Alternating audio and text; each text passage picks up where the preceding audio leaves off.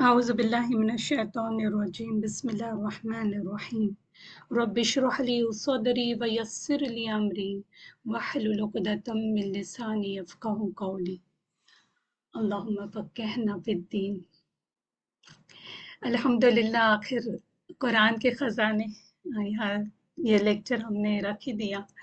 बहुत दिनों से सोच ही रहे थे कि इस लेक्चर पे बात की जाए।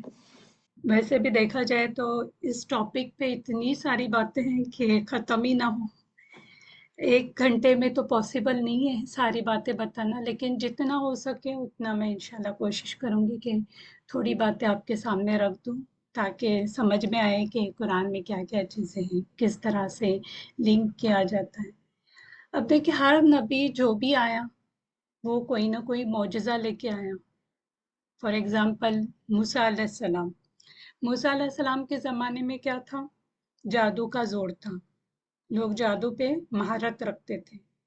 इसीलिए मूसा अलैहिस्सलाम को ऐसे मौजज़े दिए गए जो उससे सिमिलर हो। जैसे लाठी जो थी उनकी वो सांप बन जाती थी, और जब अगर वो बगल में हाथ डाल देते तो हाथ सफ़ेद चमकदार हो जाता था। इसी तरह देखिए, ईसा अलैहिस्सलाम के दौर में क्या था? मेडिसिन का दौर था, यानी तिब तिब जो कहते हैं वो दौर था। इसलिए उनको मौजज़ा उस हिसाब से दिया गया।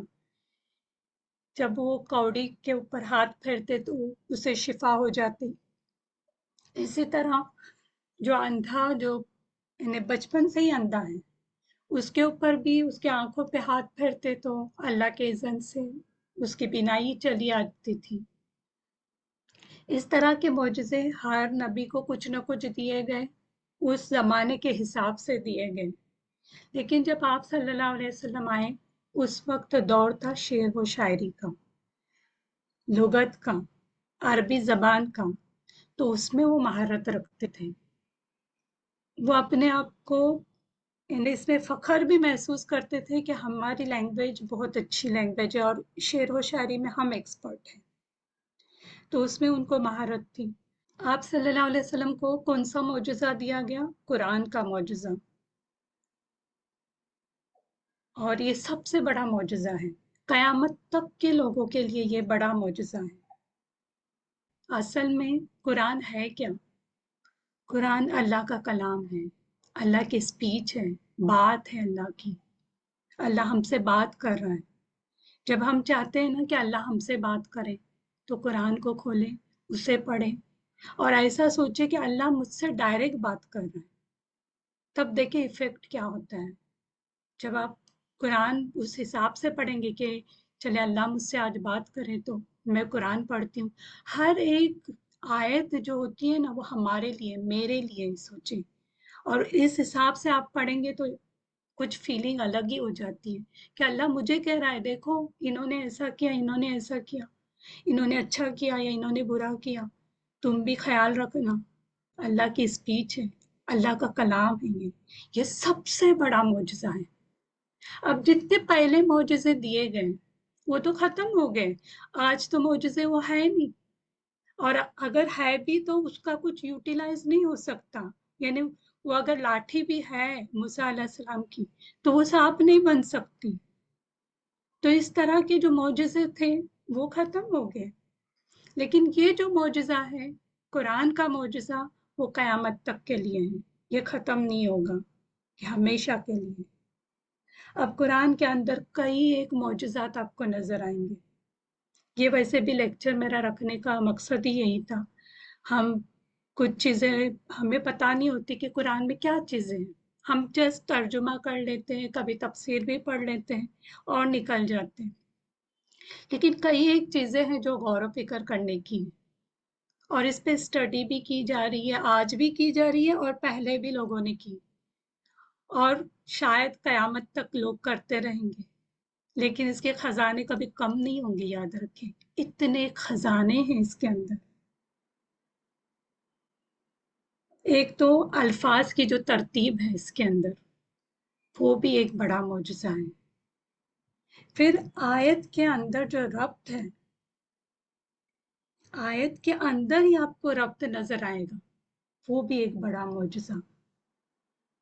फिर सूरत के इब्तिदा में, शुरुआत में और इख्तिताम में यानी एंड में, उसमें भी कुछ रब्त नजर आएगा। कभी कभी क्लियर नजर आता है, कभी बारीक सा नजर आता है, थोड़ा वाज़ेह नहीं होता लेकिन होता जरूर है।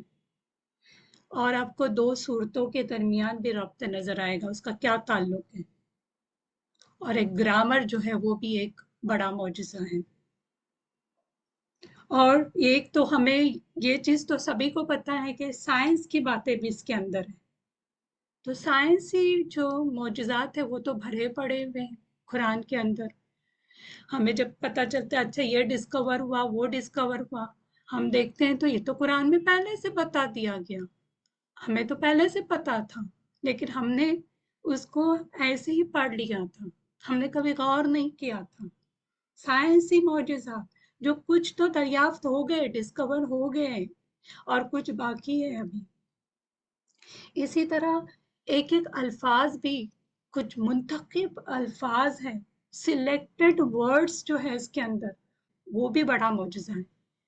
हम कुछ बात करेंगे कुछ वर्ड्स के बारे में, कुछ अल्फाजों के बारे में, कि एक ऐसा बड़ा मौजूदा है। तो वो अल्फाज भी कुरान के कुछ ऐसे हैं जो आप सोच नहीं सकते कि एक अल्फाज के अंदर क्या चीजें मौजूद है। और अल्लाह ने अरबी ही क्यों सिलेक्ट की कुरान के लिए, क्योंकि अरबी जो जबान है वो बहुत जामे जबान है, एक वर्ड के अंदर सब कुछ समा जाता है। और अगर हम एक सेंटेंस लिखते हैं कोई भी, उर्दू में या इंग्लिश में लिखते हैं, उसको जगह बहुत ज्यादा लेता है बनिस्बत अगर हम सिर्फ अरबी का एक वर्ड लिखें तो उसमें जगह कम लगती है। मैं एक एग्जांपल देती हूँ, जैसे नस्तईन, हम मदद मांगते हैं, हम मदद मांगते, कितना बड़ा सेंटेंस है, लेकिन नस्तईन को कितनी जगह लगी। तो देखिए अरबी जो जबान का इंतखाब अल्लाह ने किया, उसको चुना, वो भी बड़ा मौजज़ा है। एक एक वर्ड मौजज़ा है। सुभान अल्लाह। एक एक जब बातें हमें पता चलती है ना, तो ऐसा लगता है कि सही में ये सिर्फ और सिर्फ अल्लाह का ही कलाम हो सकता है, कोई और ऐसी बात कर ही नहीं सकता।